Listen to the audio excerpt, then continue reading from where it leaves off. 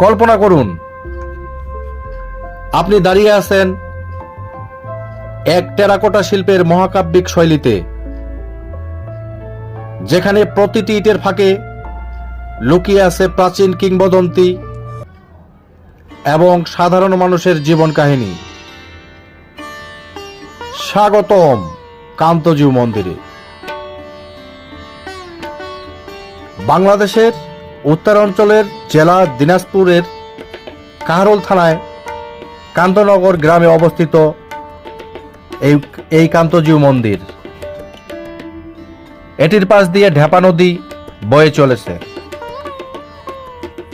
এক গোপন সামাজিক ঐতিহাসিক অমৃত স্থান। ঐতিহাসিক ও স্থাপত্যিক সৌন্দর্য। এটি একটি বিস্ময়কর স্থাপত্যের পাহাড় স্বরূপ। শুধুমাত্র ধর্মীয় স্থান নয়, বরং ইতিহাস, শিল্প ও সাংস্কৃতিক ঐতিহ্যের অপূর্ব সমন্বয়।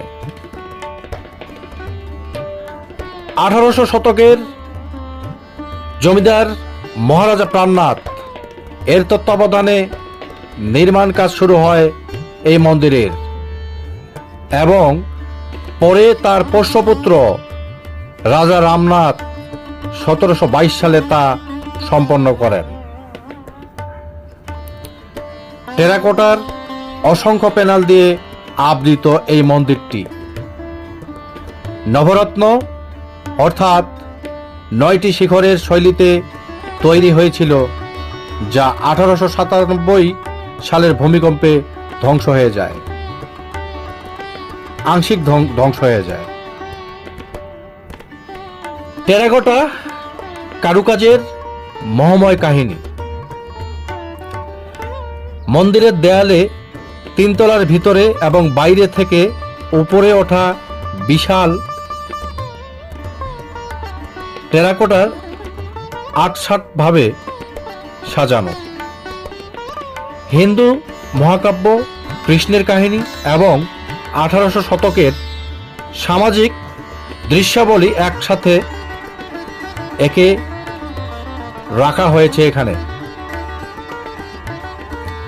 অন্যান্য অঞ্চলের তুলনায় এখানে